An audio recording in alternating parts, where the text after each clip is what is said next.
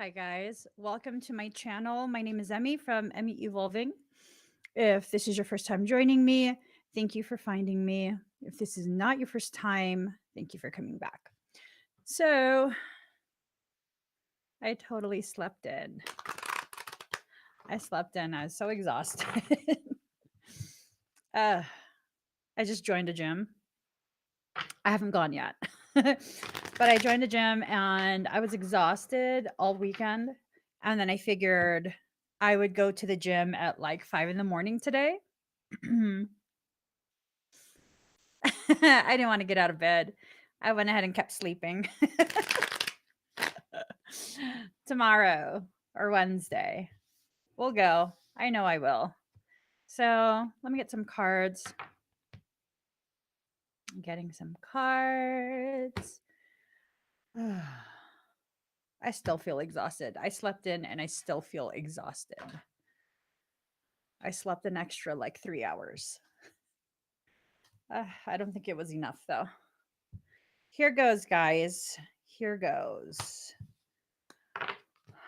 So I'm going to be doing a reading for all of us empaths. I asked what this reading was going to be about, and what I was told is finally stepping forward and away from it. So finally, you know, we're finally, or someone is finally moving forward and stepping away from whatever it is that this is. Oh, you are so welcome, Annie. So I think it was a workshop. Annie says, thank you. Thanks for yesterday's workshop. I feel great today. I slept for 10 hours. So many of us went to sleep. Quite a few of us actually um, ended up like totally just conking out in the middle of the workshop. Oh my gosh. So many people went astral, like fully astral. All right.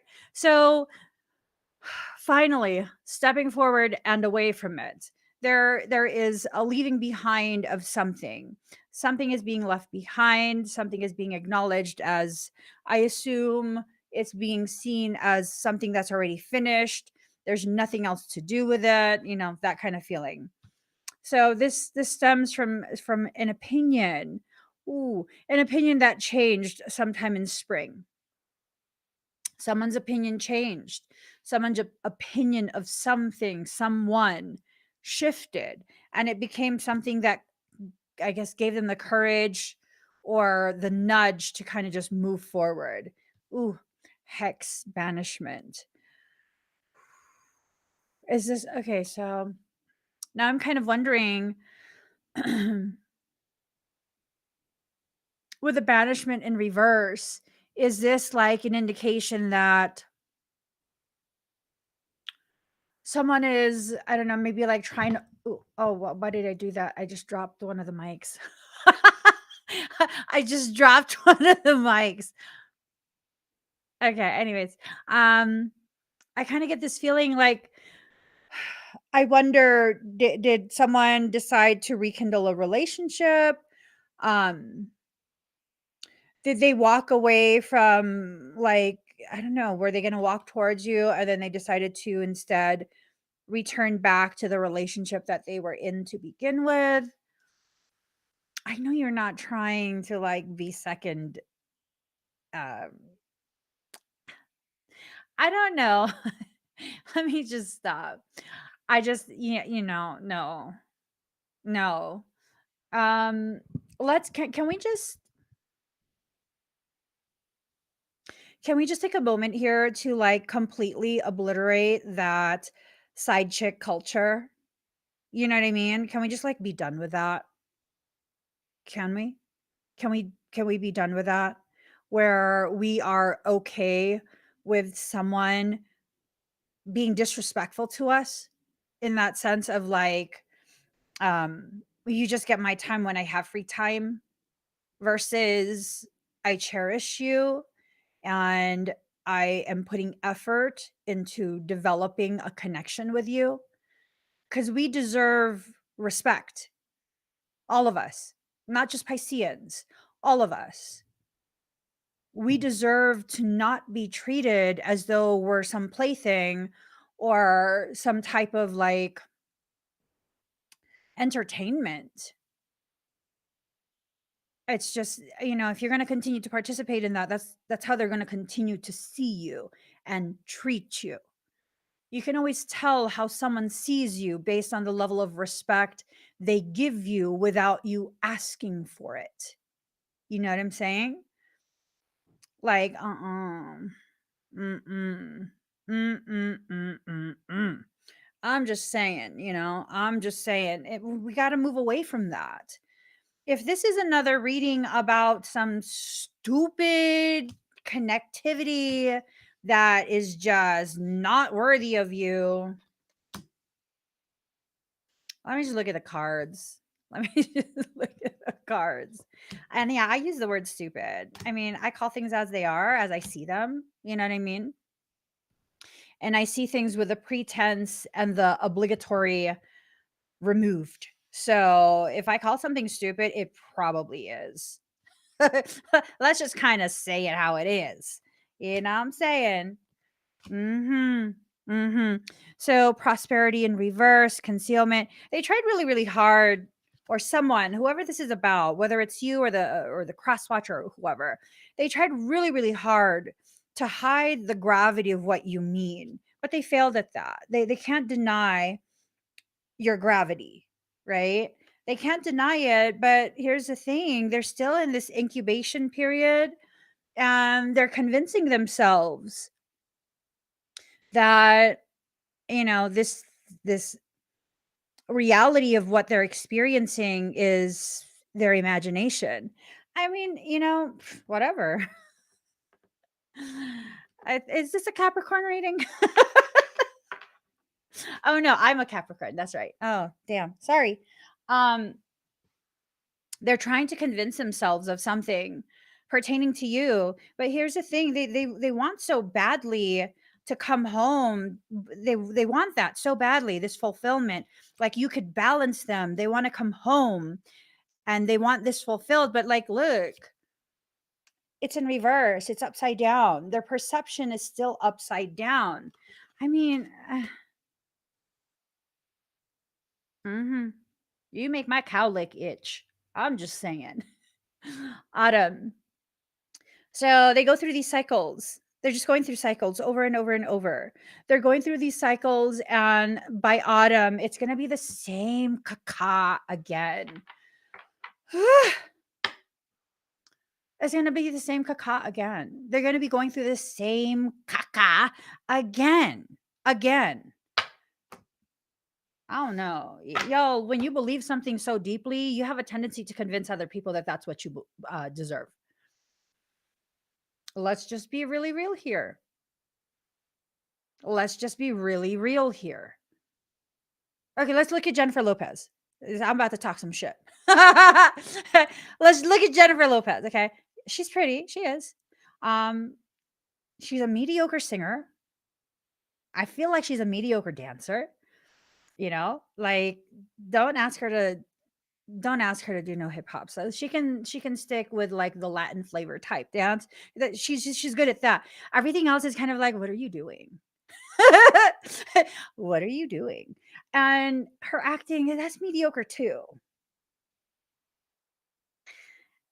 And if you look at her enough, I mean, her beauty is also mediocre. There's not really something that stands out about her. She paired up with amazing, amazing stylist. She's paired up with an amazing hair, makeup team. She's paired up with the top of the top in the industries that she's paired up with. And that's really going for her. You got to give her that. Why did she become as famous as she did? Because she believed it. She believed that that's what she was worth. She believed in everything she was doing to the degree where there was no space for someone to question it. I was questioning that shit. I was like, why the fuck is this girl singing? Like, girl, ooh, nah, nah, nah. Like, stop. This don't sound good. Her singing was not good. It just wasn't. It's still not. But there's no room for anyone to question her. She leaves no room for any kind of questioning of, no, honey, she did not lose herself along the way. She was lost to begin with. She did not strike me as someone that has any type of integrity from the start. From the start, she did not strike me as someone who lost their way. Like, not at all. Not at all. Because if you hear the stories of people's experiences with her when she was just a fly girl, like she was not going to stop. She was not going to stop. She needed the flyest outfits. She needed to be on showcase all the time. And hey, girl got her thing. She got what she was working towards. You got to give her that. She really got to where she wanted to be. And that's on top, regardless of what she had to do. I don't know what she did, but regardless of what she had to do, that's her energy. That is her energy. No matter who she got to stomp on, no matter, like, if she wanted, she's getting it. Go on then, girl. Go on then. Get what you want. It's all good. Go on. You work for it. Go get it. It's all good. How many of us do that for ourselves, though? Where we work towards what we want. Like, we really, really work towards what we want and not allow ourselves to be derailed, to be, ooh, I heard the word decommissioned. That's a very specific word. I don't know. Let me just stick to the cards. let, me, let me just stick to the cards. Oh, receptivity.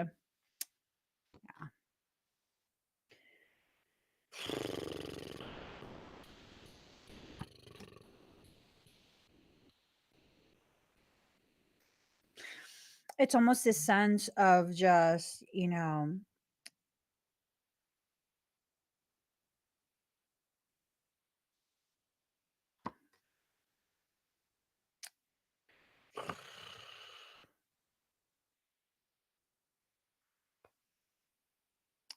yeah. This is good though. This is good. So, you know what? Okay. I'm seeing a whole story here playing out. I want to make sure this is not some parasitic shit again. I want to make sure. Um, all right. So it looks like someone is rehashing some type of old connectivity. Like giving it another go. Giving it another go. Yeah. Made a choice. They made a choice. They made a choice. Don't play this again. They made a choice though. This is the choice that was made. I'm seeing all of this play out. And it's literally just another cycle. It's just another same cycle. Y'all, I'm sick of this shit. So they're not receptive. They're wanting to complete something, but instead of completing it, they're closing their eyes to the reality of what this is. And they're going based on what they can convince themselves, right? They're going to convince themselves that they're making a compromise. It's draining their energy. It's causing them to feel very upside down in their life. But at least this is a place of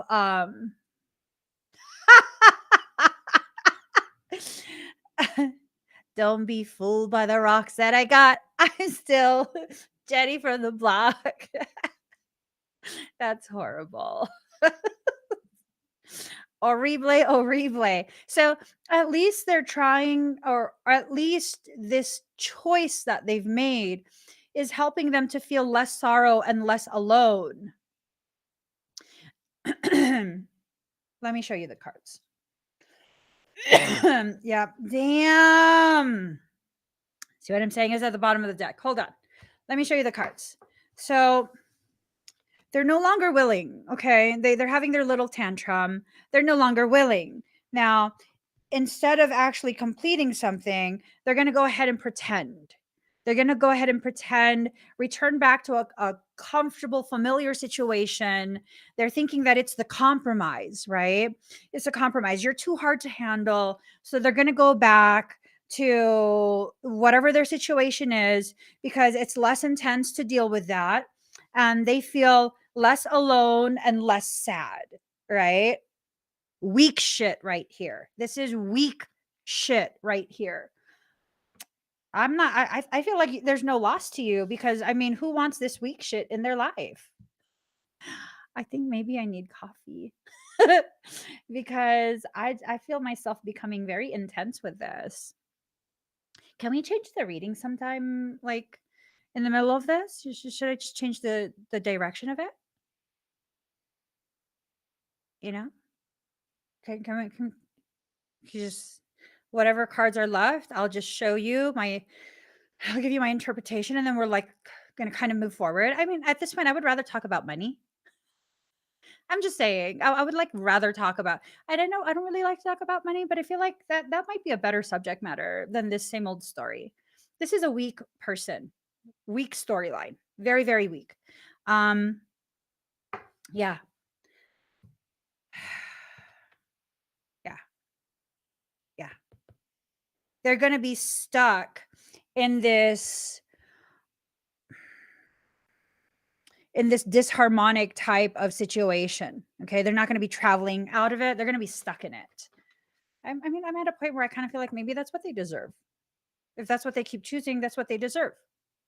I mean, I don't know. I don't know. And let me keep my personal opinion. They're the source of their own suffering. They're the source of their own suffering. There's nothing to feel badly about. When someone continues to choose the very thing that hurts them, that is their choice. You know what I'm saying? That is their choice.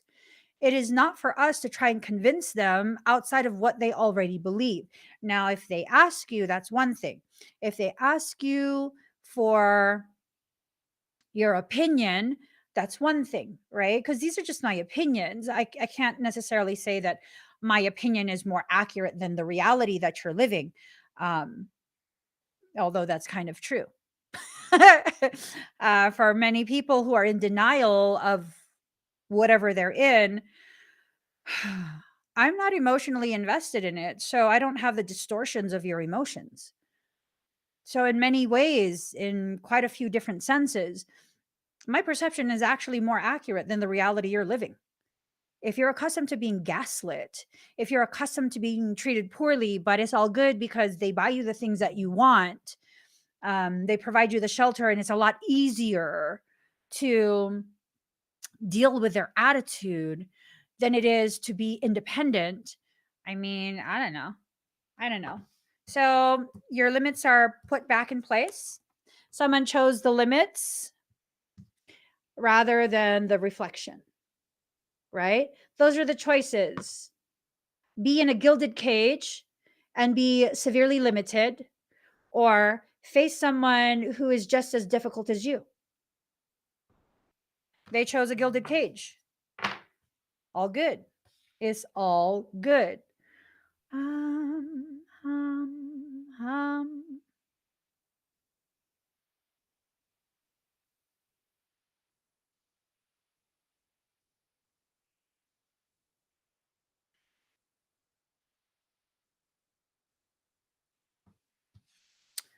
All right.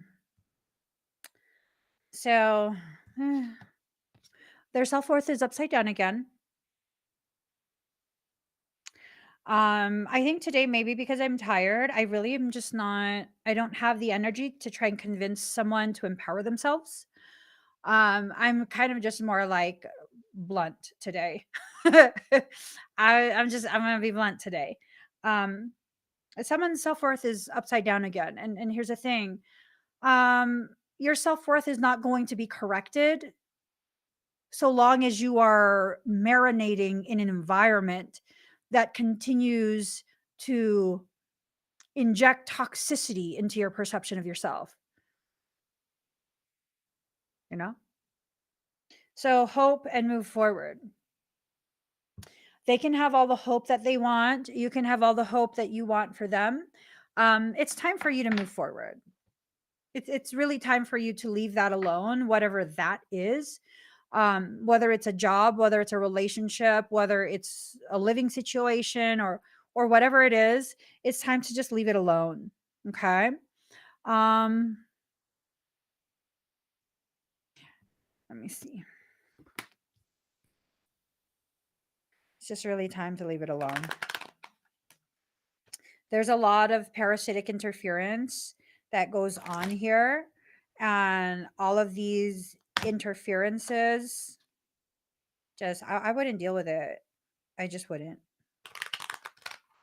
See, here's the thing. Some people might be like, um, they might be like, that's why the person doesn't want to step forward towards you, because you're just so cut and dry. And, they don't feel safe because, like, what if you reject them? So here's the thing. I'm not going to coddle you. I'm going to expect you to rise above whatever circumstance and be empowered in your own right. Not because I told you, but because you chose to feel your power over your own life. Not because someone else told you it was going to be okay, but because you made it okay. I'm no longer the person that's going to sit there and coddle the fears. You're afraid of something, do something about what you're afraid of.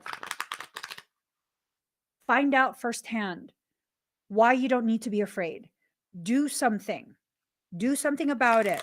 Allow yourself to finally recognize you don't need the kind of caca that you keep allowing into your life. You don't need that. You don't need that, but if you want that, by all means, have it. Have it for real.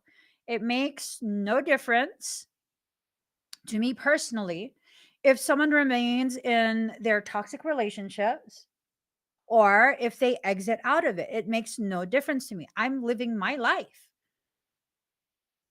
And when we enter into this space where we just allow ourselves to live our life and stop trying to be the savior for someone who doesn't need saving, they don't need to be saved. These are the choices that they're making, and they're now living through the results of their choices.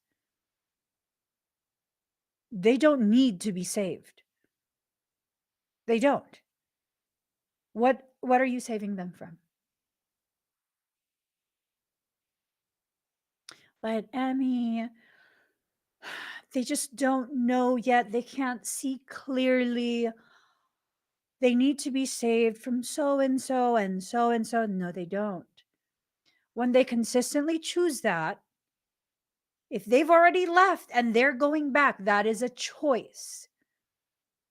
And granted, yes, for a lot of battered persons, they leave and then they're addicted to whatever the circumstances and then they go back. Okay, but that's still a choice. That is still a choice. And when people continue to make the same choices, what exactly are you saving them from? Themselves? These are things that they need to do on their own. They need to go through whatever it is they're going through to learn whatever it is they need to learn.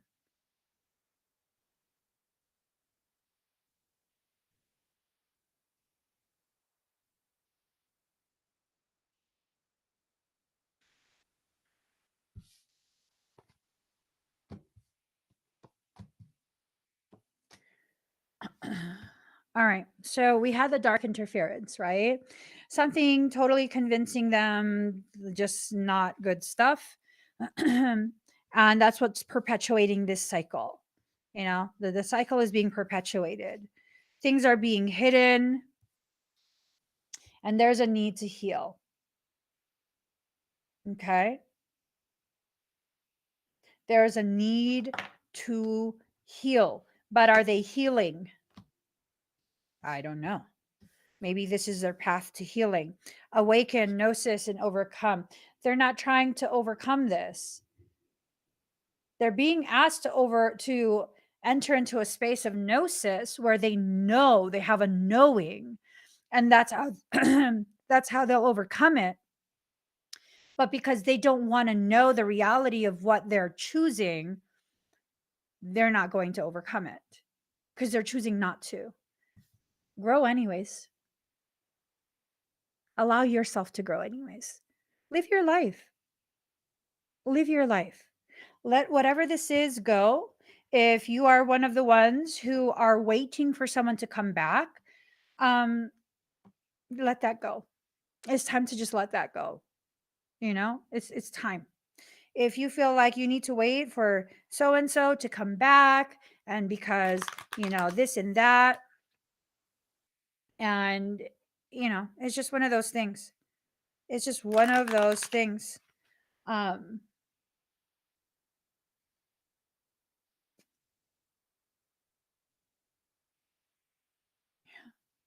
it's a lack of clarity. Who has a lack of clarity though? You know, like I'm not sure. Oh, this is huge. This is huge. Thank you for sharing this, Lisa. Lisa was in a DV relationship years ago. She says, I went back because I convinced myself if he can see how much I love him, he'll change. Oh boy, how I lied to myself. And that's the thing. For many of us, we think that we are just so special like that we're going to be the one to change them. How dare you? Didn't expect that, huh? How dare you? That's not love. That is a very manipulative form of control that you are trying to use under the guise of love, yourself and your presence to control someone, to make them into who you say they should be. And people are going to be like, oh my God, but Emmy, it was a DV relationship. Like, what do you mean? How dare I? Hey, you're just as toxic as they were, but you're not physically violent. What I'm trying to say is this, and no, that wasn't directed at you, Lisa. What I'm trying to say is this. Why are you holding on to this? You can't tell me it's love if the love is being expressed as a need to change someone. Let them be who they are. You be who you are. And if it's not compatible with who they are, then you need to be who you are somewhere else. And that's just my logic on life. Every single every single relationship, not just romantic, but I'm talking about literally every single relationship, platonic, familial, whatever it is. If who you are is not compatible with who I am, then I need to be who I am somewhere else. And we can't nor won't unless it's the rare want to change 1% escape and don't look back, please. It's hard. It's hard. Yeah. Lisa has learned a lot with her situation. She learned a lot, you know? The lack of self love is causing the person to project that need for self control out into their environment. I'm not saying people deserve to be physically harmed. That's not okay. That's not okay. But understand that there is no victim when it comes to someone who is just as addicted to that tremendously toxic circumstance. And we have to be honest with ourselves when it comes to this type of subject matter. Like, am I addicted to the hurt? Do I stay because I believe I deserve to be treated this way because I somehow low key believe I am a horrible person and this person is willing to treat me horribly?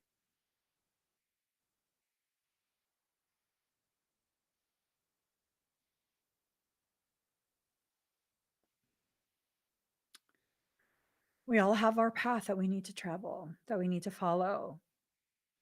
We all do. And it's really up to us how we're going to travel that path. It's really up to us how we want to move forward. So the reality of it is you can move forward into the same exact cycle. You know, we think that we're moving forward, that the person's actually changed and yada, yada, yada. Now, I will say, I have an amazing marriage with my husband, right? He is an amazing, amazing man.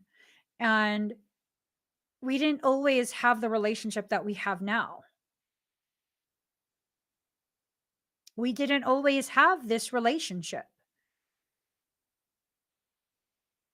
There was a lot of conflict, a lot of struggle as we were each separately growing and learning. So I'm not saying that if things aren't going your way, then you need to just go. If things aren't easy, then you need to just go. If they're not just worshiping you, then you need to just go. Like, no, that's not what I'm saying. The adversity you face as you further delve deeper into a connection that's worth your while, that takes a lot of effort. That takes a lot of commitment. Just because it's not easy does not mean it's time to go. But when it's toxic, like beyond toxic,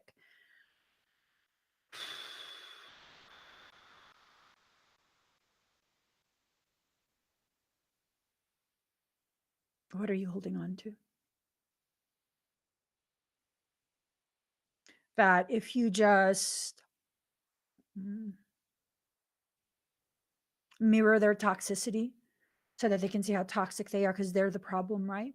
No, the whole situation is the problem. The whole situation is the problem. And it's this concept. I saw what Billy wrote, and I think this is a major problem. Billy says, I feel like a bad person for not wanting to continue my relationship in a romantic sense. We broke up in January, been together since 2005, since high school. That doesn't mean anything. It doesn't.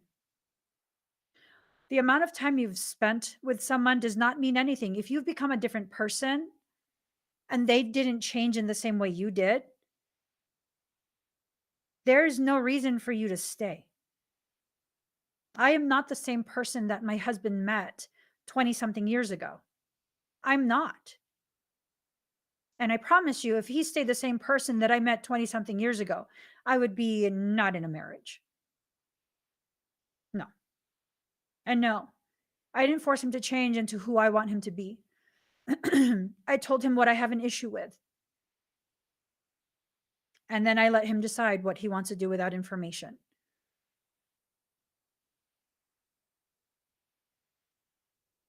Let him decide. And it's not an ultimatum.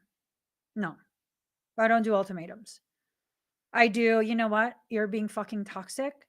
I don't like that shit. I can't be around that shit. If that's how you want to be, then we need to start considering a life apart. We need to start really talking about how we're going to split things up because just no, I'm not going to fucking live like that. I don't think so. I refuse. I'm not going to live like that. I don't want to live like that. For what? Why? Because I've been with you 20 years. Well, okay, if we've been together for 20 years and something changed like what, year 5? Something changed and I was no longer um totally trying to make up a hypothetical thing. I can't think. I was no longer in love with him year 5, but oh my god, we've been together for 5 years already. I don't want to waste that. So then stay for another 15 years only to feel more and more miserable that there's no connection there. It's only a waste when you're aware of what you need to do and you continue to ignore your needs because of obligatory existence. At any point, my husband could wake up someday, just like I can wake up someday and be like, you know what? I don't feel like I should be married anymore. And whoever is the one that didn't wake up feeling that, That has to be respected. It has to be communicated and it has to be respected. And then plans need to be made to move forward. Not this, I can love you better.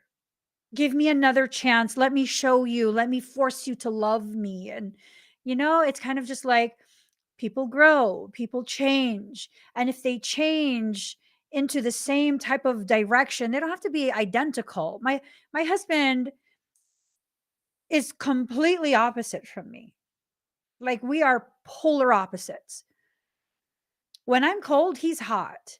When I have the fan on, he wants it turned off. I'm a motherfucker. This my side of the bed. that was our biggest conflict recently. I've been having hot flashes, and I wanted the fan on. So I had a fan on my side of the bed. We have a huge ass bed, and then he was on his side of the bed. And he said, I need to turn off the fan. And I said, you need to barricade yourself. No, I was like, no, I'm not turning off the fan. I'm hot.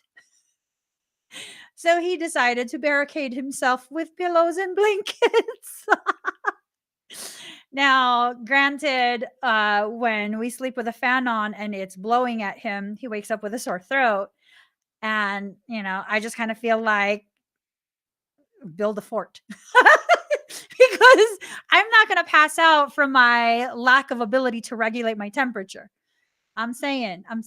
So, yeah. And then last night, so that was like several weeks ago.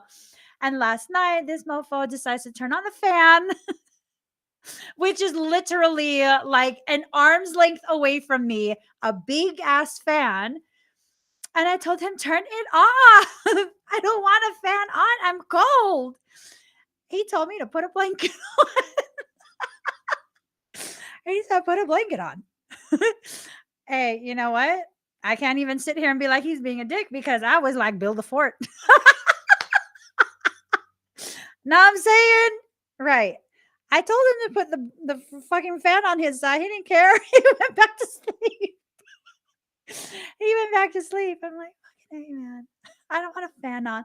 So I had to sleep with a blanket on instead. That's fine. That's fine. But you see there, like, my needs are not going to be trumped by his preferences. His needs are not going to be trumped by my preferences. Okay? Just know. He has his own needs. I have my own needs. And our marriage works because we allow each other to be who we are. To be who we are. Like, yeah, there's times where I'm sure I irritate him. On purpose. Don't tell him. I'm sure there's times that I irritate him. And there's times that he irritates me, and it's fine. My husband would throw out the fan to the street just like that. And my logic on that, Rhea says, I'll put this shit on the screen. There. Here. My husband would throw out the fan to the street just like that. I would be single. You break my shit, I don't care how cheap it is. If it's my shit, don't break it. Take your attitude issues out on your shit. And I'm not buying you no more shit. I tell my kids this too. Like, you know how kids these days, they want to like slam on their laptop and break their mouse and their keyboard because they're like rage quitting. I'm like, listen, motherfucker. No, I don't call my kids motherfuckers. I'm just joking about that part. But I'm like, listen, I don't got money to replace shit that you broke on purpose. I have money to buy things that are necessary, but that's not necessary. You don't take care of your shit, you won't have shit. I don't think so. I don't think so. Like some parents will think it's okay. They'll tolerate their kids like punching holes in walls. I don't fucking think so. Get your own place. I don't think so. Not if we rent, not if we own. I don't fucking think so. Get a hold of yourself. You're not a fucking toddler. Get a hold of yourself. You throwing shit out the window. No, get a fucking hold of yourself. Don't touch my things if you can't respect my things. I don't mind. My husband can use my towel. He can whatever he wants. I don't care. But the moment you start disrespecting my things, that's an expression of your disrespect for me. You want to take my fan and throw it to the street, bitch, you're going to follow that fan. I'm going to lock you at the house. I'm going to lock you at the house. Don't touch my fan. I'm serious. Don't touch my fan. No, I couldn't say that to him last night when he turned on the fan because he's gonna be like, "That's a family fan." He already knows me. That's a family fan. Don't touch the family fan. I'm just saying, don't touch a family fan. Move the family fan to your side. It's a beautiful thing to be able to be in a relationship, a connection where you can be who you are and not be disrespected for being who you are. I can be difficult AF. I don't know if y'all know this. I'm just saying. I'm just saying you guys might not realize this. I can be difficult in a relationship. I know. It's hard to believe, right? It's so hard to believe, but really trust me, I can be kind of sort of massively difficult in a relationship. I can. Like, you know, like if you don't anticipate that I'm hangry or that I will become hangry, I'm just not going to eat. I'm just, you know, like I have other things to worry about. So if you're not going to cook anything, then I just won't eat. I mean, never mind the fact that I will enter into hypoglycemia, get tremors, and then develop brain fog and I can't function. Never mind that. Heaven forbid I inconvenience you with my needs. Heaven forbid, I'm just saying. Reborn from shadow in reverse. Yeah, no, they're staying in that shadow space. They are not listening to their intuition in order to dispel that darkness. Yeah, see? Dispel darkness into it. They're not listening to their intuition. They know that this is like a BS type. They're settling. Good, settle. Settle, go ahead. Go settle. That's fine. That's fine. If you want to settle, that's fine. But the thing is, if they're going to settle, that's no longer your concern. That's no longer you don't need any more of any of that. Um, my last relationship gave me a harsh insight. I did not see how truly toxic it was until I removed myself from it. What has helped me to take accountability to be honest with myself. Yeah. There was potentiality in your last relationship for the transcendence of that toxicity. There was that potentiality. The potentiality did exist and you were aware of it.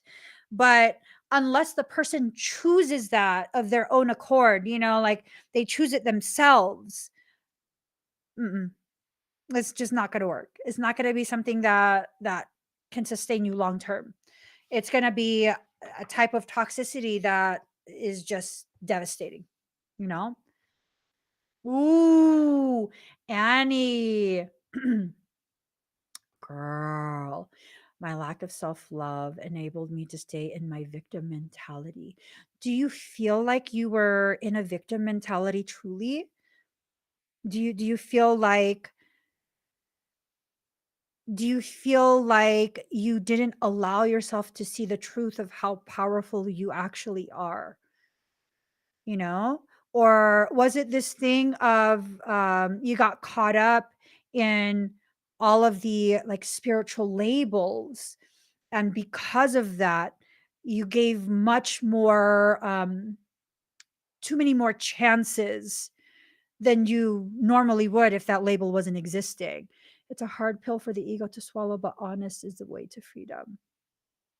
Yeah, it is. It really, really is. I wonder if for some of us, part of the reasoning, it's not because we're in denial of who they are and how they behave. I wonder if for some of us, part of the reasoning of why we continue to allow and to stay is because we think I just have to hold on a little bit longer because this is my twin flame and it's supposed to work. We're in a divine union. Uh Okay, so you didn't feel like a victim all the time, but you were too focused on the twin label. Gotcha. Yeah. That's a very like raw honesty right there. I love that. Thank you for sharing that, Annie. Like literally, thank you for sharing that. And thank you, Lisa, for sharing your experience as well. And this is how we grow when we share our experiences and kind of just own what we've lived through, and share of that with no shame, no like, oh my God, what are people going to think of me? You help other people to see, they might be in the situation right now, the same type of situation that you exited, someone else might be in it. And when we share with courage, oh, it's a beautiful thing. It's an empowering thing. Annie, no. See, you have to shift your perception. I hate to correct you, but my opinion is that in your saying, sorry for spilling all this out, but this reading got me thinking. I don't believe you spilled anything out as though you were spewing hot garbage. No. I feel like you made a lovely organic blend of tea and you put it in a teapot and you steeped it so beautifully and you poured each of us a cup. And now, in this cold environment that the world has become, we are sipping this warm tea made with so much love, so much effort. I don't see it as you spilling anything out, like at all. I see it as you validating other people. I see it as you giving other people the courage to also share, to also find their courage to change their circumstance, either through communication or action, and to one day share what they experienced as well.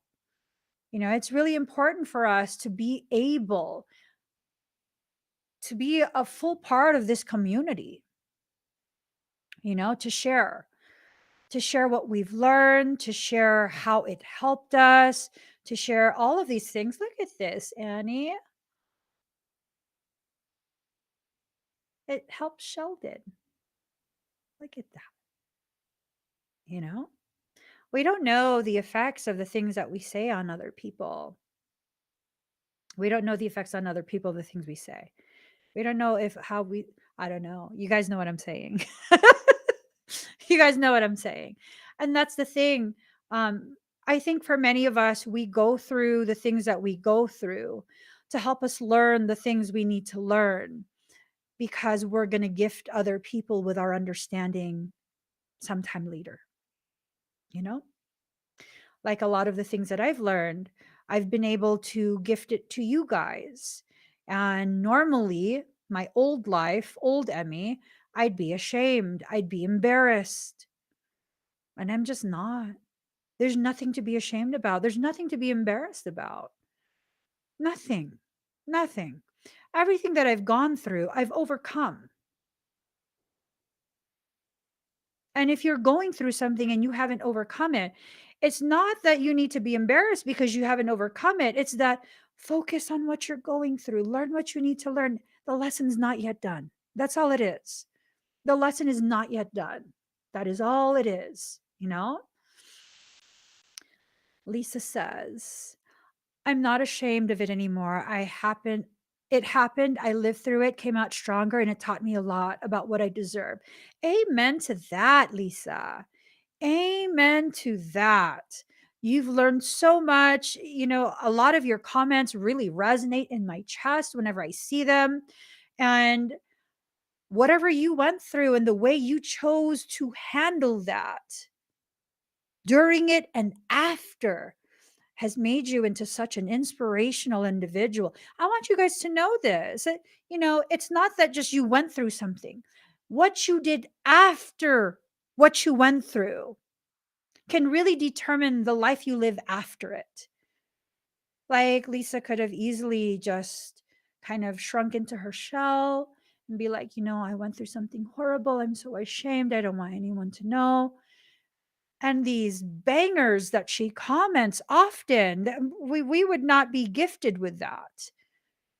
It's a beautiful thing to have gone through something and not just be a byproduct of someone else's toxicity. That conversation that people have where they say like they're thankful for all of the trauma and the people who traumatize them, and it's like, I'm thankful that they are who they are, but they did not make me who I am. I chose this. You choose who to be, how to be. Okay. Billy says, thank you for sharing, Annie. I see where I've been through similar processes and mindsets. See? And then Annie says, you're right.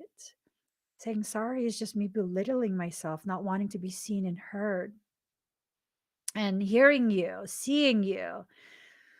Whew, that's so important. So important. Wait, what? Mm. I spoke publicly about it at a boys' home. They said, aren't you embarrassed? I said, no, I learned.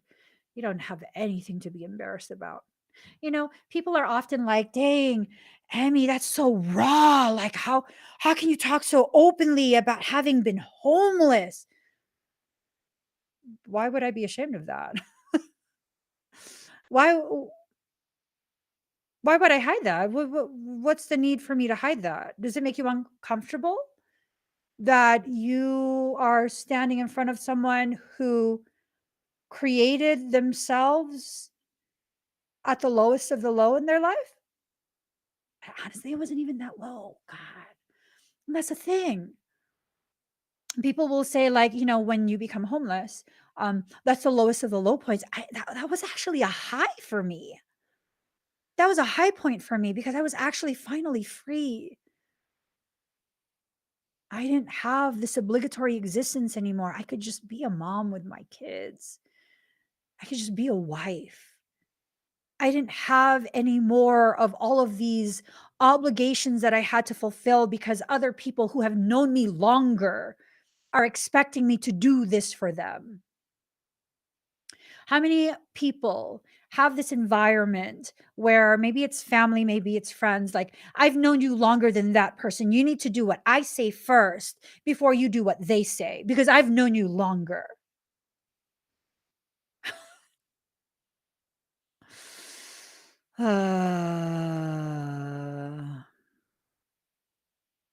Mariah says, I stopped being ashamed and embarrassed at a very young age of what I'd been through in life. And I love to see the impact it made on my peers when I shared so openly about my life. I love that. I love that.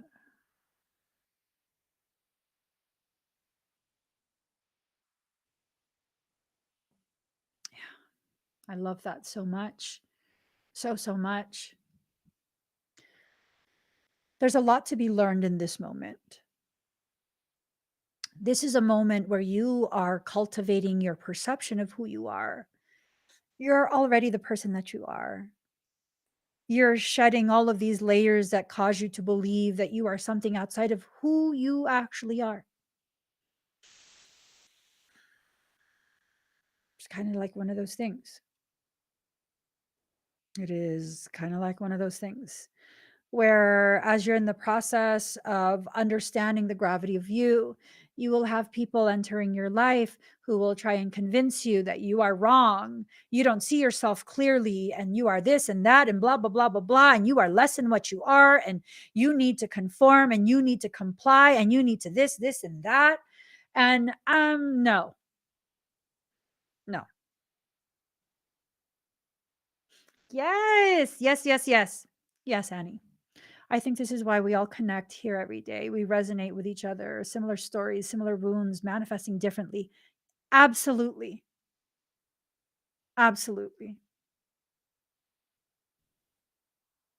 It's a very proud moment when you guys suddenly realize we really are all echoes of the same thing, the same truth, a refusal to give up and give in.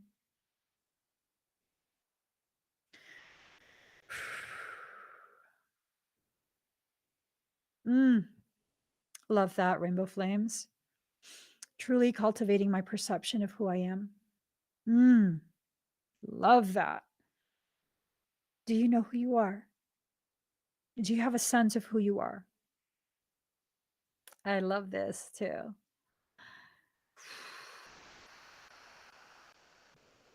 I love that. I love that so much. Church is a community. It was never a building. It was never a structure. Church is a community that comes together to learn together, grow together, to allow each member to be who they are and cherished as they are, knowing that the divine has created a lesson plan unique to them. How did we lose that? That is what Jesus was preaching. That is what he was creating. And that is why he was executed. He brought empowerment to the people.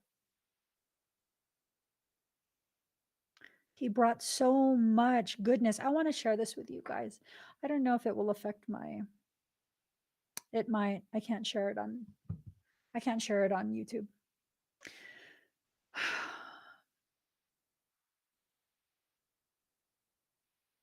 Oh, thank you, Annie. She says, and that's also, wait, where's my mouse? And that's also why I like your reading so much, because you're authentic, showing yourself, taking accountability. You inspire us all. You're welcome. It's this thing of me seeing that all of you are reflections of me at different points in my journey. Some of you further down the line, some of you further back, all of us reflections of each other.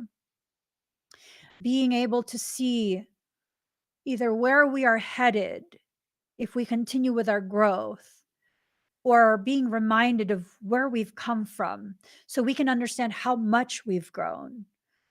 It's a very beautiful community that we have. This is a real community. This is a real thing. This is not just a bunch of strangers watching a live stream because they have nothing better to do with their life. No, no. Every day, just like I take out time from my day intentionally to spend it with you, you intentionally take out time from your day to spend it with all of us. That's a beautiful thing. And it's this sense of like, coming here together as a community. If one of us really needed help, I think all of us would kind of come together and try and empower you in some way, empower the one who feels the weakest. And I see you guys do this in the comments quite a bit, and it makes me so proud, so proud that we are choosing to close one chapter of all of our lives and open a completely new book, a book that we are all co-writing together, that we are co-creating, that we are co-authoring. Oof.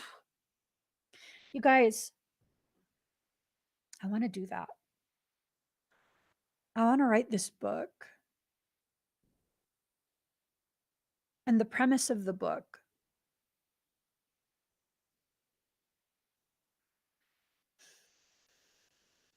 if you have a story to tell, I don't want to give the premise away. If you have a story to tell, please write it to me. I would love to know what you've lived through. Please write it to me and trust me to be able to share what you've shared with me to the world in a way that honors you and uplifts you. Give me that part of your story. I want to put something together.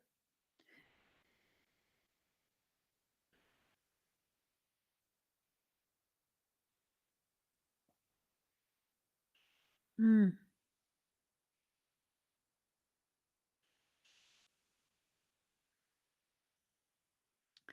Mm.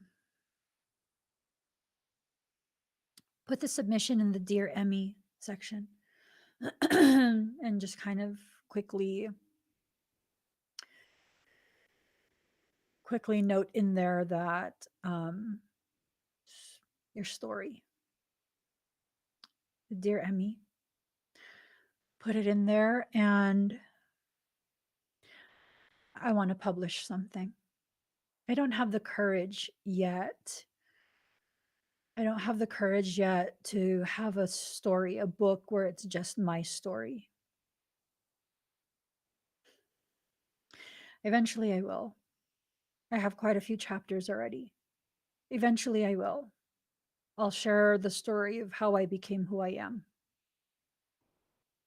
all the different situations where I was given the option to choose to become something different than what I was in that moment. And I'll share the story of my life. But until I find that courage, I would love for all of you to share parts of your story with me. I would love to publish it. Just the coming together of our community and the proceeds. It can go to the soul sanctuary, not to me, to the soul sanctuary.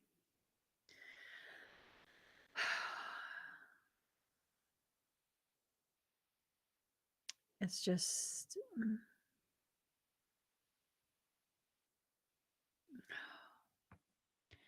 hold on. I have to put this in my notes.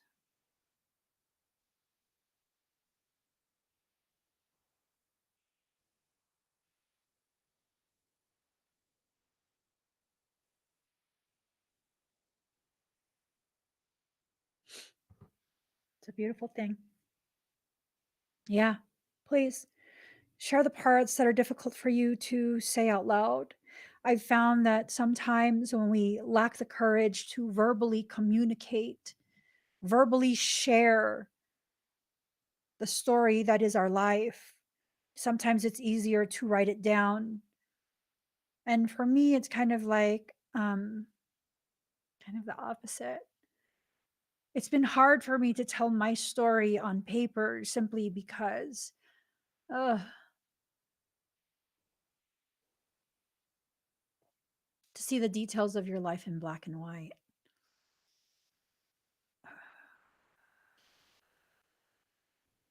Mm, it's hard.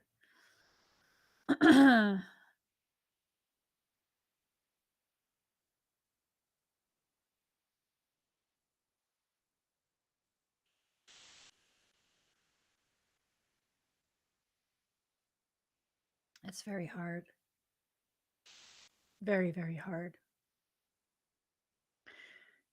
Because then you can't lie to yourself.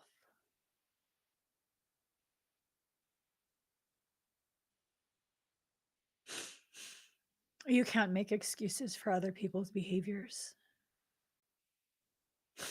It can either make you see how powerful you are, how strong you are, how much you've overcome, and how unstoppable you are. Or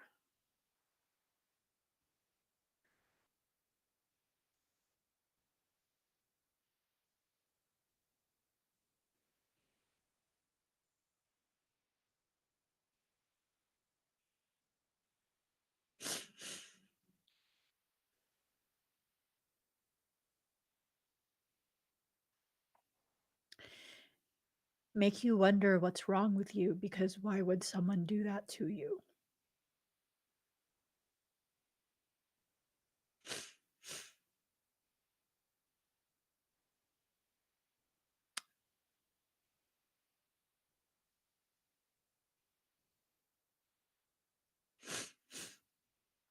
Make you wonder why no one was there to protect you.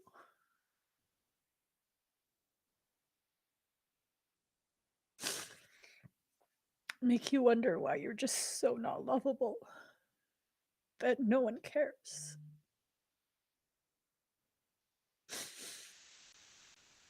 And all those wonderings are not necessarily your truth.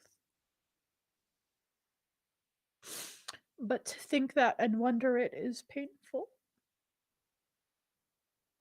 It's very painful. And to get to a point where it's all been written out.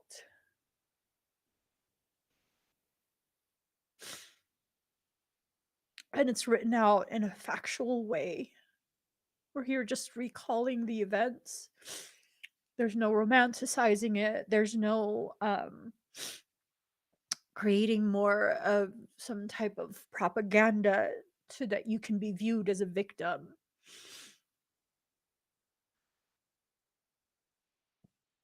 And to see that your life is quantified from one trauma to another, just this conglomeration of traumas.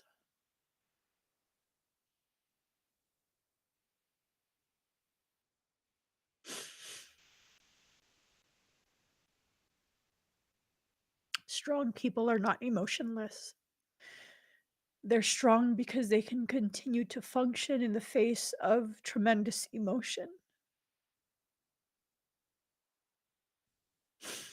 It was one of the most powerful things that I've learned through all of the things that I've experienced. That a truly strong person can feel everything. And while they feel, they continue to move forward, to grow, to take action. That the feeling, and in that feeling, they're not being drained of their actual purpose and drive.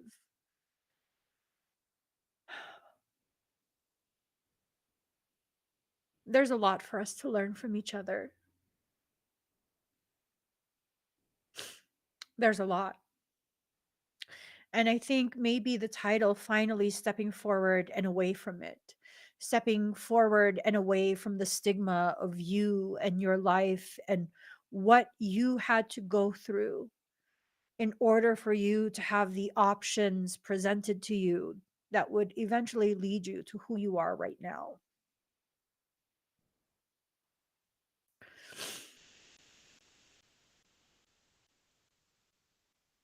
Are you walking away from it, or are you choosing to walk towards you?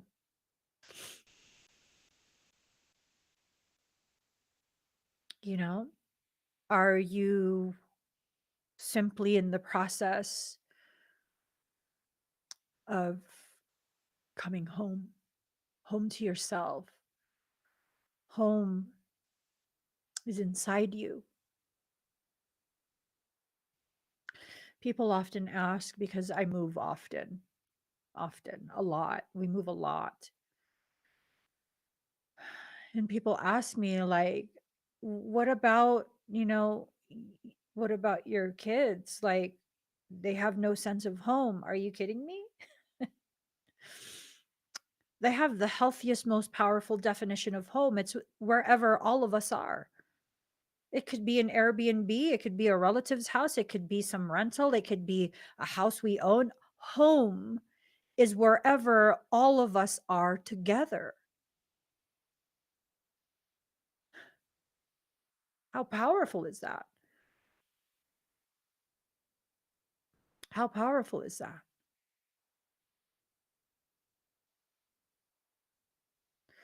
That their stability is not a structure, it's the family unit itself.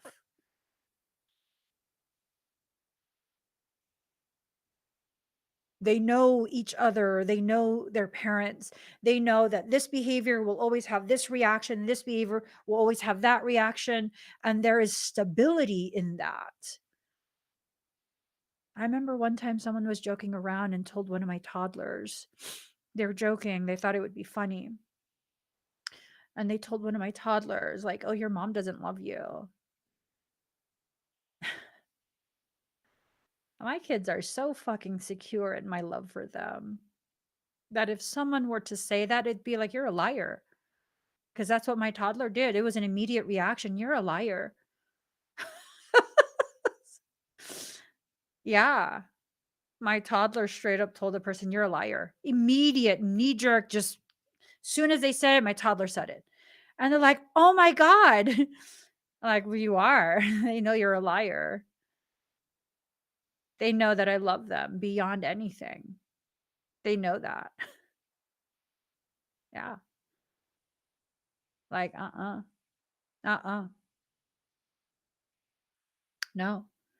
The family unit is the home.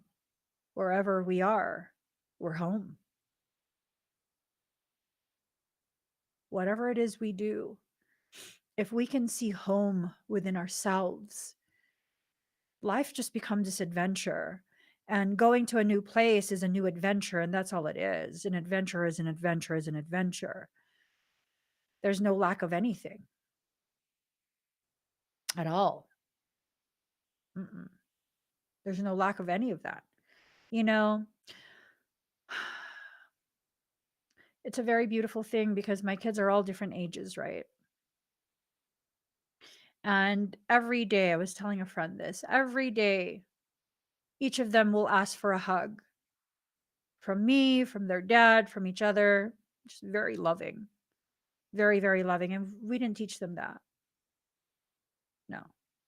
I mean, they've always got cuddles and hugs, but one day a few years back, my oldest decided every day he wants to ask everyone for hugs. And so all of the siblings copied.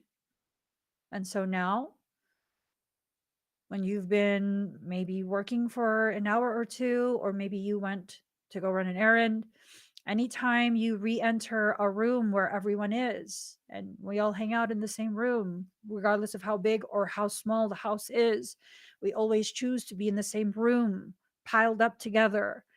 And when someone re-enters that room, gotta get hugs. You gotta get hugs. That's amazing. It's amazing.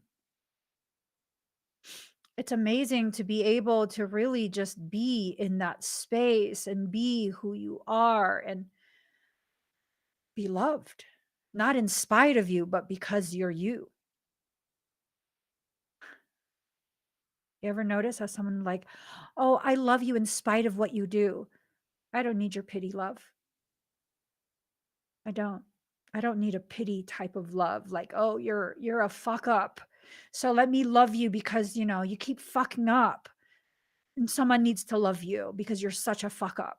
Like, no, I don't need that type of love. I don't even want that type of love. The type of love that I share with my family is, oh my God, did you fuck up again? Come here, let me hug you. I fucking love you. Yeah, like that, like that, just like that. An acknowledgement of what you went through, what you're going through, whatever it is. And like, I don't care. I love you. I just love you. I don't give a shit. You fucked up. Oh, well, fix it. Who cares? Who cares? And that's basically the type of environment that this community is at this point. My connection with you guys is basically very similar to my connection with my children. You want to be a victim today? I'm going to call you out on it. I'm going to love you anyways. But, let me fucking tell you, you're being annoying today. Like, what is going on? You're irritated with everyone. You don't think that's annoying for us too? What's up? What's going on? It's just like that. Where even when you're having a rough day, you are still worthy of love. You are still worthy of receiving the love and the support that is rightfully for you.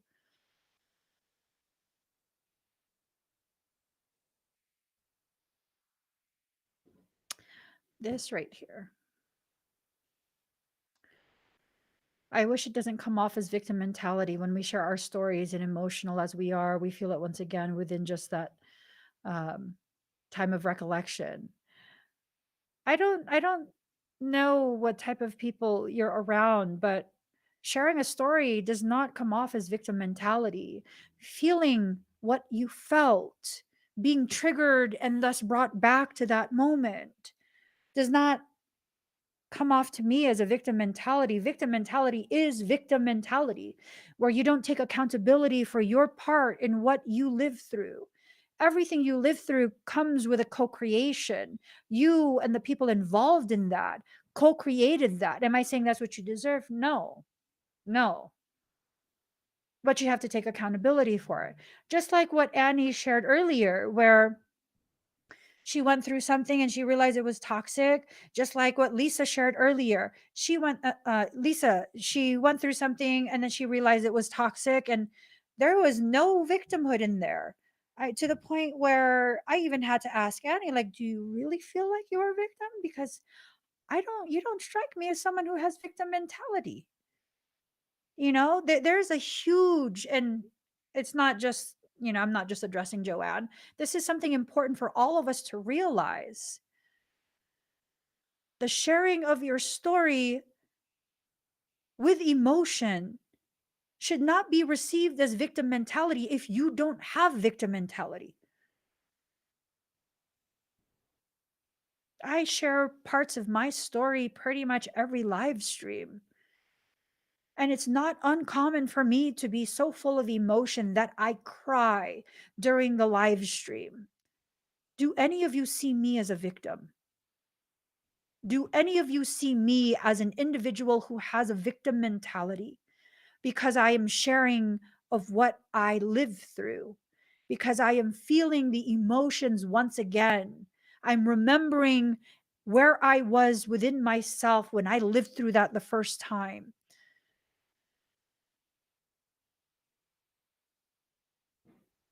We have to recognize when we don't want to take accountability for things, and that gets expressed loudly, where we take no accountability. And so that's when the person who we are sharing things with will then be like, "Yeah, it's a victim mentality."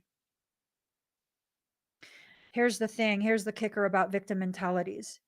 People with, and I'm not saying you have a victim mentality, I'm saying people with a true victim mentality mindset, when you call them out on their victim mentality, they're going to victimize themselves off of your awareness of their victim mentality. you know? So for me, it's kind of like, if you're going to point that out to someone, what is your objective there? What is your objective pointing that out? Are you pointing it out because you want to continue to be able to remain in the same environment that they are in, but you need to let them know, like, hey, this is a boundary for me. You're crossing that boundary. You're making me feel uncomfortable. And I want to be able to continue to stay. Or are you pointing that out just because you're irritated and you want to tear them down? You know what I mean? Those are two kind of different things for me, at least. There's a lot that we can allow ourselves to heal through if we allow ourselves to hold ourselves accountable. And holding yourself accountable has zero to do with blame. Okay. I hold myself accountable for some of the friendships that ended. Um, am I to blame? No. This is not about blame. I'm not blaming myself. I'm saying I knew something was wrong. I should have found the courage to have the conversations that could have corrected things, and maybe we could have stayed friends longer. Maybe it's just something that was working its way out, but it didn't have to necessarily end the way that it did, you know? And that's kind of just where I'm at with those things. Like, there could have been another way. I remember one time I messaged a good friend of mine about the end of a friendship, right? I messaged a different person, a good friend of mine. And, I was kind of like trying to wrap my mind around it, because it's like, I don't feel like I'm the person that they're accusing me of being. And I was telling this good friend, like, I should have just said something sooner. I should have spoken up about it and said something sooner, instead of waiting the months and the years that I waited to say something. And no, I didn't cuss the person out. I just finally spoke up. I was firm in my communication, but I was not um, trying to tear them down, or any of that, just being firm. And my good friend is like, no, if you said something sooner, it just would have happened sooner. Ooh. It's true. It's true. Yeah, it's true. But I still hold myself accountable. I didn't have to invest all those years, all those years into that friendship, already sensing what I was sensing.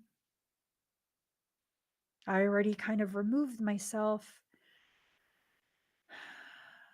I kept my heart separate from theirs for maybe a year, maybe over a year and a half, maybe 2 years. I don't know. No, yeah, 2 years. 2 years. For 2 years, I had already begun separating my heart and my emotions from them. I still helped, but I'd help a stranger. But I already knew. I knew. And I stuck around. And it's not that, oh, I regret sticking around. I get it now. I get what I was learning in that. I understand that I was learning to kind of just accept people as they are and to stop with the mentality of just wait a little longer, let them show you. No, I already know what I know. I've already seen what I needed to see, and I just need to make a decision for myself and my personal peace, right? Because we don't do that. When we do think of doing that, we then shame ourselves into this space of, oh my God, why am I being like this? I'm probably imagining it. Oh my God, I'm so mean. Oh, I'm so judgmental. I'm so this, I'm so that. No, you're intuitive. Accept it. Accept that you are intuitive and do what is appropriate with your intuition. Listen to it. Okay. Um, this is powerful. Those moments when I did feel like a victim in the relationship was just a glimpse of my inner child showing me that there is more to look at. The wound making itself known. Oh, yes, yes, yes. The wound making itself known. You know, it's this thing of like maybe our life circumstances are actually bringing our attention to the old circumstances we thought we were done with, and it really wasn't done. It was just filed away for a later date. And yes, a ray of gratitude. Thanks, Joanne, for bringing this to light. You guys, I hope that it's clear that, if I put your comment on the screen and I'm talking, I'm not necessarily addressing you. And I'm not like saying you're wrong and you're messed up. It just triggers my thought processes, which then give all of us the opportunity to have really powerful, powerful conversations. You can't tell me this conversation is not powerful, you know? It's powerful. Very, very powerful. And what we need to do is to find our courage, not just to share of our experiences, the things that we think we should be ashamed of, but to also speak freely our thoughts, our opinions. We don't all have to agree. That's not what this place is about. It's not, we all have to agree and hang on every word that comes from Emmy. Like, yeah, sometimes I'm toxic my damn self. Just okay. You don't think so? Rewind to the first part of this live stream alone. You know, rewind to that. Rewind about 30, 40 minutes ago. I'm over here like, maybe you believe you deserve it. Maybe okay. I'll believe you too, but I guess you deserve it. That's me being frustrated with the same fucking reading, the same thing. And it's like, it's the same thing because we're going still through the same thing. We are. We are. We're going through the same thing, just different details, different time frames. It's still the same thing. These are the major primary lessons that we're in this life to learn. We'll learn it with one person, and when we're done learning it to that degree with that person, Another person will be brought into our lives by soul so we can learn it from a different angle at a different degree of learning. It's beautiful. It's beautiful. It's a very, very beautiful thing. So instead of thinking to yourself, like, oh, I keep doing the same thing, I keep fucking up. Like, you're not fucking up, you're fucking shit up. There's a difference. Fucking up is a failure. Fucking shit up is really just, you know, I don't know. Maybe it's the ratchet in me. Maybe I'm not making sense. I don't know. I don't know. To me, that's a different definition.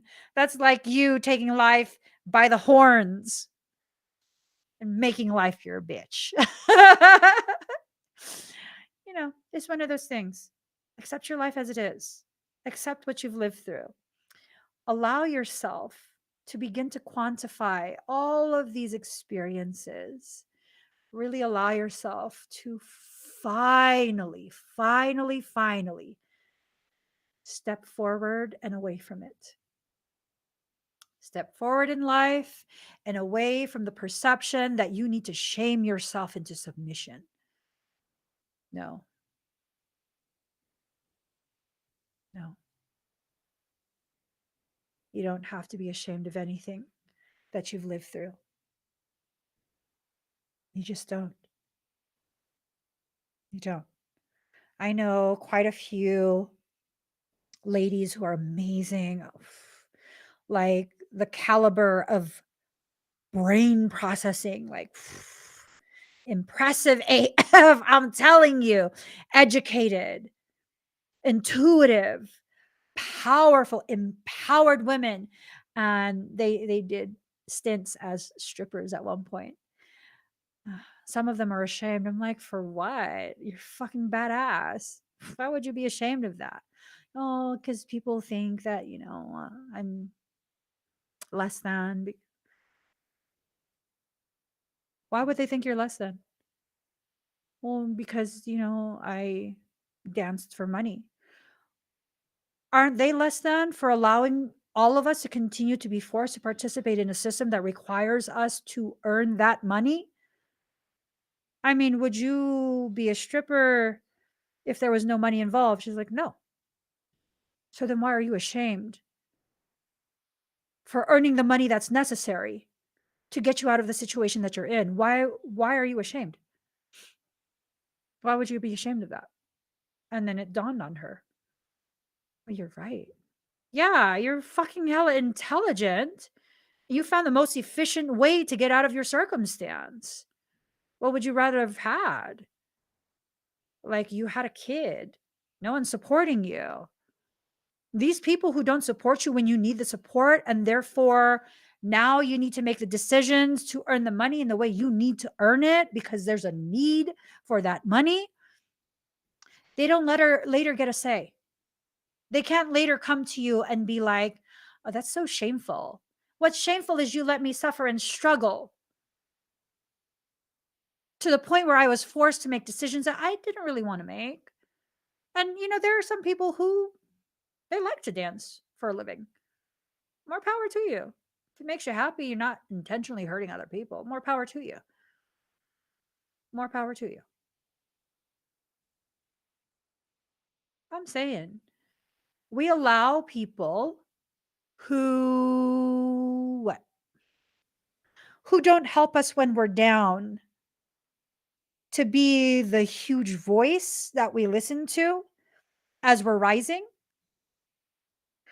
The voice that tells you you're not allowed to rise, you're not allowed to overcome what you're going through, struggling through. You're not allowed to transcend. And I'm over here like, I'm going to need you to go ahead and continue to treat me the way you did when I needed you the most. Stay fucking silent. If you were silent when I was suffering, stay fucking silent as I rise. Get out of my fucking way. Get out of my way and just watch me do what you told me I can't. I'm just saying. I'm just saying. I'm saying, y'all. Here's the thing. Let me give you a part of my life story that I was kind of ashamed of for a little bit, right? So Again, I'm not ashamed that I lived in a parking lot for like 5 months. That's not shameful. I'm ashamed of this other part of that period of my life. I'm over here living in a parking lot because I don't have the money to fix my RV brakes so I can fucking leave Colorado, right? What most people don't realize, Colorado is such an outdoor state that from basically April, May, usually around May, all the way until about September, all of the campgrounds are completely booked in the entire state of Colorado. And that's why I was stuck in a parking lot. Yeah. Yeah. So I'm stuck in a parking lot, right? With my kids. And all these people know I have hella kids. Stuck in a parking lot with my kids. I am giving of myself completely for free. You need a session? Don't matter what time it is. You message me, I'm answering that message. I'm doing your session right there. We're not talking about money. I'm giving, giving, giving. Not a single one of these fuckers cared enough to help me out of that parking lot. Not a single fucking one. Not a single one. They had no problem asking and asking and asking and asking and asking and asking and asking.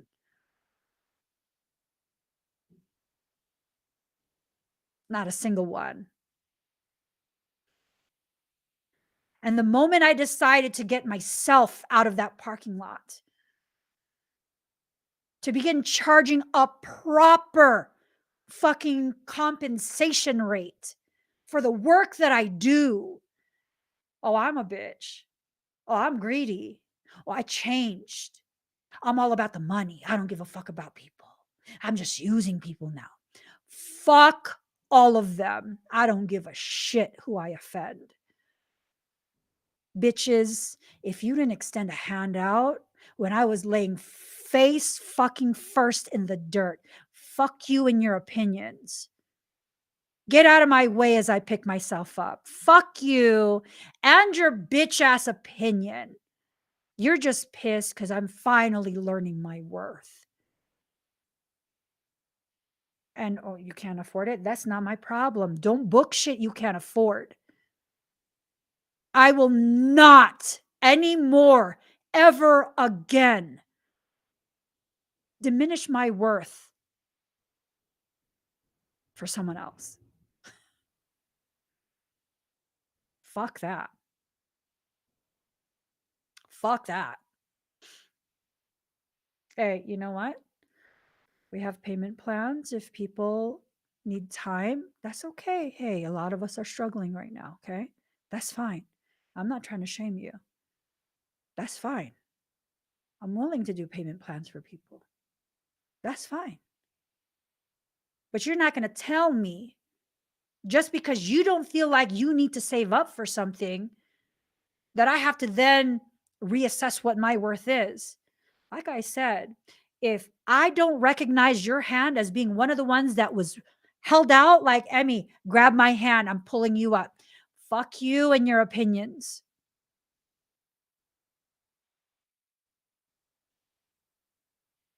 I don't care. Y'all need to get to that place where you recognize you are listening to the opinions of people who want you to stay down. Why? I mean, why would someone want me to stay down? You're easier to use. That's why. You see, I allowed that back then. I'm not a victim. I allowed that back then because of the fact that I felt like I had to prepay for my place in your life because me as I am not giving anything was just not enough.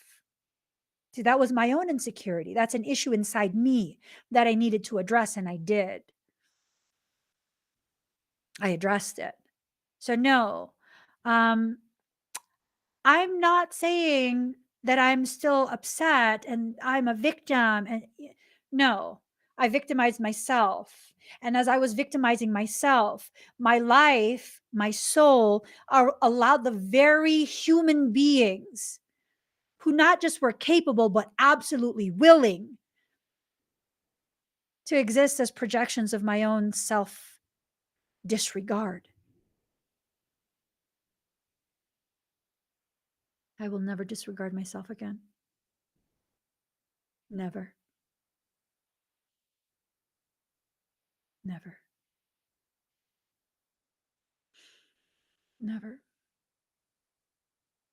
I will never compromise again my perception of my value. I still don't know what that value is, but I promise you it's not zero. There's nothing I have to apologize for because I exist. I don't have to apologize for being the person that I am. Okay. I don't hold you captive. I don't force you to listen to me. If you don't like the way I communicate, go fucking find someone who doesn't use potty words. I am a bad word sayer when I am passionate when I communicate. And if you don't like that, why the fuck are you here? See, that's the thing we need to begin realizing. That's what we need to begin realizing. If someone doesn't like how you are, yet they keep coming around, right? Family, friends, whoever, they don't like how you are, they keep coming around. Why? Are you using me? Do you come around because you benefit off of me? And the benefit is so great that you're willing to tolerate me? Go use someone else. Go use someone else. I'm done with that. Yeah. And I tell you guys, you're afraid of losing what you have, right? You're afraid, well, if I let this go, I won't have anything. So, this is how I was treated on Facebook when I first was on Facebook. About 2 years I was on Facebook. That's how I was treated. My business is based on social media.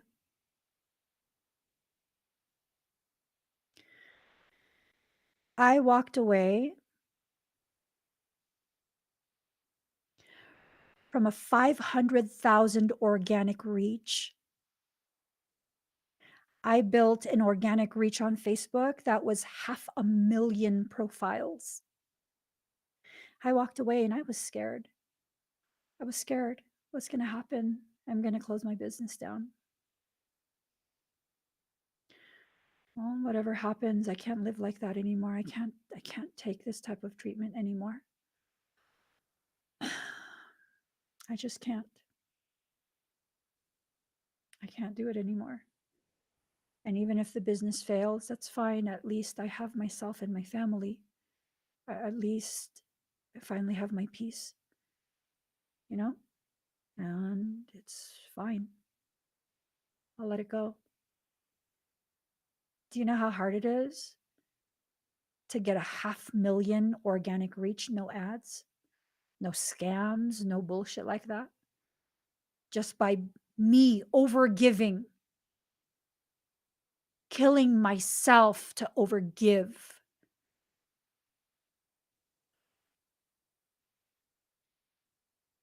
And I lost all that. No, that's a lie. I threw it away on purpose because the cost of that was my soul and my peace. Fuck that shit. Keep your 500,000. I don't give a fuck. And then I came here and I told myself, you know what? Damned if you do, damned if you don't. I'm just going to fucking be myself at this point. I'm going to be myself. I'll give when I feel like it and I won't when I won't. It is what it is. That was the best fucking decision of my life. I did that in the middle of caring for my dying mom. You see, some people want to say they're the victim of you, right? You victimize them in some way. They did this to me while I took care of my dying mother.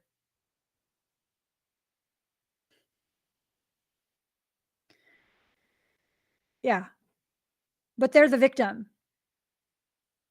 They're the victim, right? I didn't talk shit. I didn't retaliate. None of that. I kept my mouth shut and I kept trying to work as I took care of my dying mother.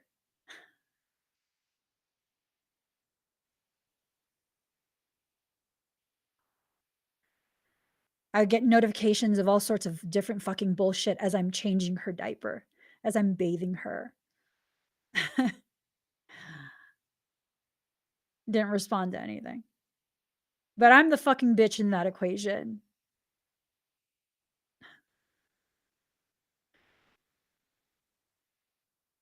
Keep it. Keep the whole fucking platform. Keep the platform, keep the viewership, because you can't keep me. You can't keep me. What I learned in that, even I can't stop myself from what my actual destiny is. It's my destiny to be witnessed. I don't see it as being famous. I don't see it as being a celebrity or any of that. My destiny is simple: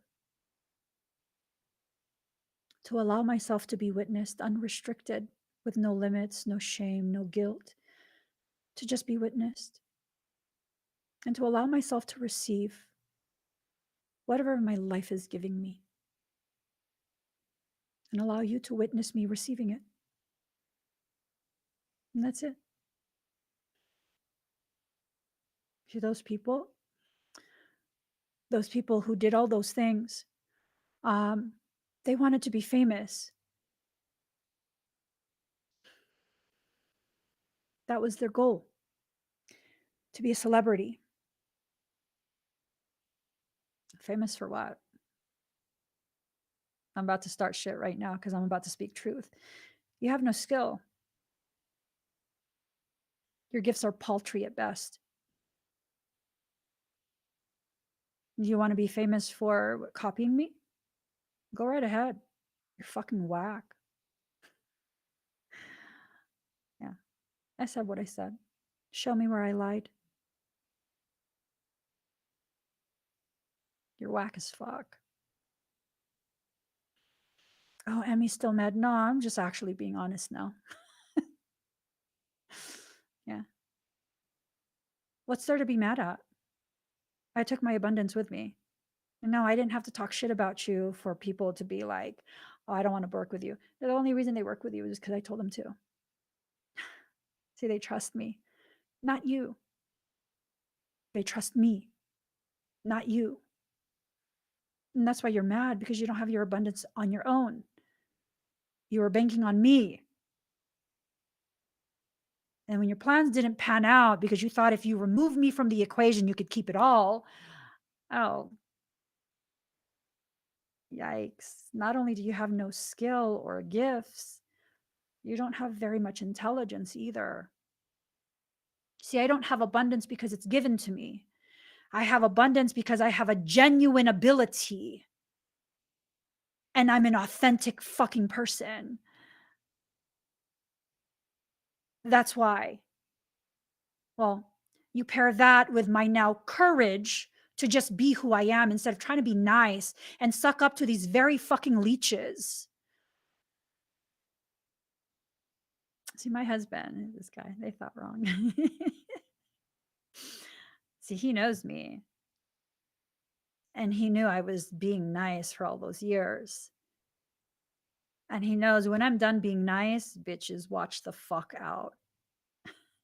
Because I'm not going to be nice. And I'm not going to care if I make you cry. It takes a lot to get me to that point. It really, really does. Till now, it takes a lot to get me to that point. But see, he knew this. He's like, they thought wrong. Yes, they did. Yes, they did. They thought wrong. No one can keep you from being who you are. And being who you are is what the gift is. That is your gift to other people. Be who you are. I'm not going to be everyone's cup of tea. As Annie once said, vodka with sweet chilies. I don't know that I want to try that. I don't drink. I don't anything. That sounds like that would fuck me up. Vodka with sweet chilies. Can you add some tamarindo to that? I'm just saying that would be amazing. Fuck me up. It would fuck me up. But I literally don't drink. I don't drink at all. Not even wine coolers, not nothing. I already know. It's not cute. Be who you are because who you are is the actual gift. Okay? Oh, what the fuck is a sweet chili? Oh, I'm assuming it's chili that's been pickled in sweetness and, you know, like there is this sweet chili sauce. It's so amazing. Oh my God. I love tamarindo. So, what people don't realize is that Filipinos have quite a bit of the same thing as all the rest of the Latin peoples, right? We love tamarind and stuff like that too. Yeah. We love sweetness and all that. Oh my God. Yogi Yogi says my fave is called a throat punch vodka with jalapeno juice. Y'all are trying to get me wasted. I can't. The only wine that I drank for a little bit, I was testing out my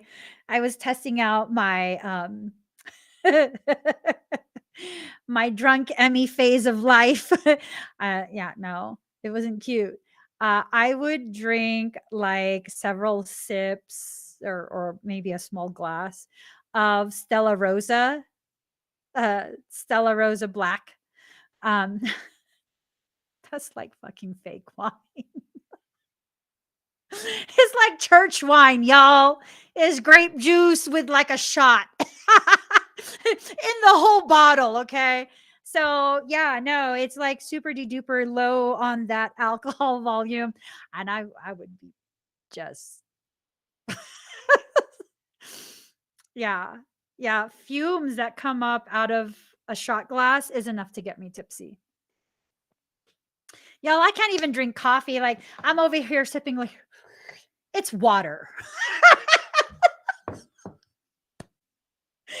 After a year of drinking coffee, my body is finally like, bitch, what did we tell you? What did we tell you? I'm now, I feel sick when I drink coffee. Shit. And yeah, no, I can't have sugar either. So it's like, I'm all sorts, I'm a bubble girl. Fuck you if you don't think that's cute. I'm just saying, no, I literally am. I'm a bubble girl. You can't wear cologne around me. You can't light scented candles. You can't use commercial cleaners. You can't spray any type of pesticides around the house.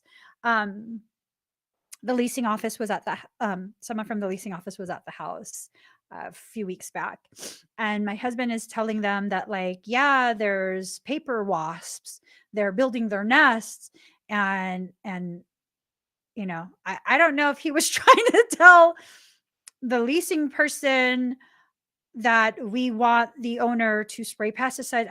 I slowly turned and looked at him and I was like, they can't do that. We can't live here if they spray stuff. And then I basically turned to the leasing person. I was like, no, no, no, no, no. You can't spray stuff here. No, I can't.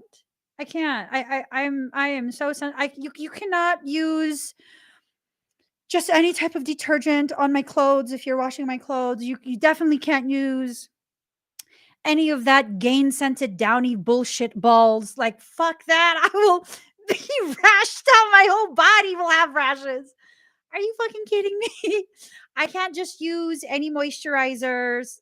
Like, if I touch my skin, if I don't want to even do it. If I press like firmly, yeah. The conversation I had myself with this morning, like, I know when I did this to my chin was like maybe 3, 4 days ago. And I was thinking I was pushing on my chin, thinking. And so this morning I was like, bitch, did you feel cute when you did this to us? I'm not even joking. I was mad at myself. I was like, did you feel fucking cute? Were you cute? Touching your chin like that. Look now. Yeah. It's just, yeah, you know?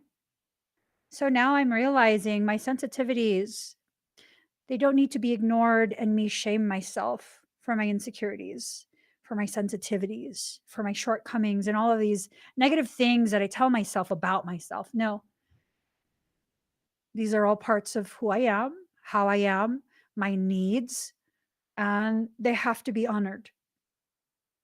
They have to. They have to be honored. I remember, God, whose house was it? Oh, my aunt. My aunt's basically like my second mom. She passed 6 months after my mom. Those 2, I swear to God, they can't do anything alone. They gotta do shit together all the time. I'm just saying, like, "Oh, y'all couldn't have one stay with me? God, both had to go." So, we went to my aunt's house, and my kids are very allergic to a lot of things, and it was hilarious because we arrive, it's after Christmas time, and they still had their tree up. And when my aunt knew that we were coming, she basically instructed everyone to take the tree apart before we arrive. She had them take off all the decorations, dump the tree, and vacuum and leave all the windows open because she wanted to make sure that we don't die. when we Oh my God, you know? Yeah, Rainbow Flames, California has a way of creating that. Yeah. What most people don't know is California is one big greenhouse from the grapevine all the way almost up to Oregon. It's just one big greenhouse. It's a hotbed for all sorts of stuff. Um, I think Rainbow Flames is saying that her sensitivities decreased after she left California. I think that's what she's saying. Yeah. Mine too. My kids' health completely like a 180. My One of my kids was so reactive to California that being in the state made his skin ooze, and he literally looked like a burn victim from head to toe. It was basically like, I would say 90% of his body would ooze like that, including his face. He looked like a burn victim. It was so sad. And he's like a baby, and this is what he's doing all day, and it's all bleeding and oozing. And when we left California, all of that went away. His health, he became healthy. Yeah. Yeah. Yep. They're poisoning you in California. Why do you think there's a massive lawsuit? It's been years already. I first heard about this class action lawsuit in 2014 against Monsanto over glyphosate. They think like, oh, you're in California, you're just trying to be bougie and trendy with this whole gluten thing. Nah, they fucking destroyed your gut. They destroyed your gut living in California. Yeah. I didn't have a grain intolerance, like a severe grain intolerance, until I moved near a farm in California. Yeah. So it's a lot of really yucky things going on. Most of us don't know about it. They don't talk about it. Yeah. They don't talk about it. And it's bottled in there because you have the Pacific Ocean. It keeps the air, the particulates in the air inland. And then you have the Sierra Nevadas that block it from going east. Then you have the Grapevine and then Oregon. Yeah, it's bad. It's real bad. Real bad. I got to get going, guys. Sessions are starting. This was an amazing talk. An amazing, amazing talk. You guys, I totally forgot to mention we are still doing the raffle. I really, really, really hope that you guys can support that. This is the last month. Well, not even month. What would like last 3 weeks, the final 3 weeks of this raffle. Excuse me. The final 3 weeks of this raffle are upon us. We really, really need your support. Every entry is only $1. And if you can't do even one entry, please share it out. Share it out. This is a massive, massive step for me and my ministry. We're going to be using the raffle funds to relocate my team. Okay. They're relocating because, y'all, I'm done with the Soul Sanctuary campus being just an idea, something I'm talking about.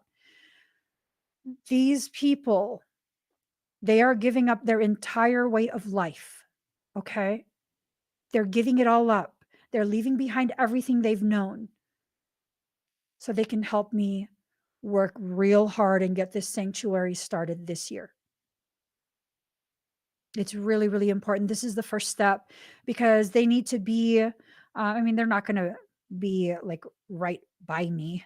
They're not. But they need to be closer to where the sanctuary is going to be. And I can just drive in. It's only a few hours. I can just drive in and they're going to be working hands-on work with all of the different professionals that we've already been talking to and all of that. So I really, really need your support in helping to raise the funds to relocate them. Okay. And it's not, we're relocating them and we're going to be in a fancy ass house with a pool table and a pool. No, it's bare basics. Okay. It's just the cost of getting them here. The cost of moving is very high. So just getting them here and, first couple of months, try to get everything situated. They're not asking to be completely supported and a free ride or anything like that. No, no. Okay.